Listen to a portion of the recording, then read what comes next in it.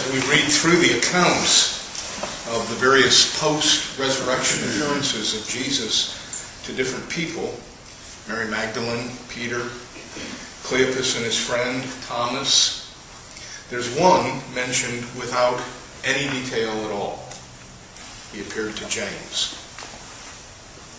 All we know is that it happened. We don't know anything about that appearance, except that just as it happened with Saul on the road to Damascus, it totally changed James' life. James was one of 4 half-brothers of Jesus: James, Joseph, presumably Joe Jr., I think they called him Chip, Judas and Simon, and at least 2 sisters, the children of Mary and Joseph. And John tells us that prior to the resurrection, his own brothers did not believe in him. Think about that.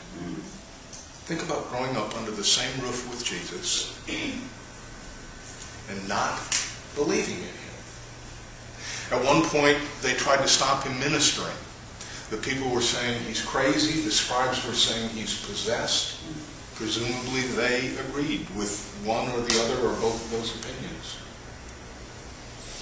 Consider the implications of not believing in him regarding Mary.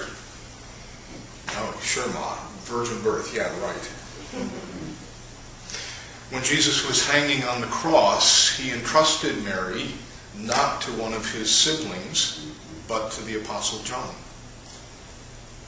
Feel the poignancy of Jesus' comment that a prophet is not without honor except in his own country, and, as Mark puts it, among his own kin and in his own house. He lived that. You think you have problems with your relatives? But he appeared unto James. And his unbelieving younger brother was so thoroughly converted that he became the leader of the Jerusalem church. As we heard when Ernie read from Acts, he presided over the Jerusalem Council.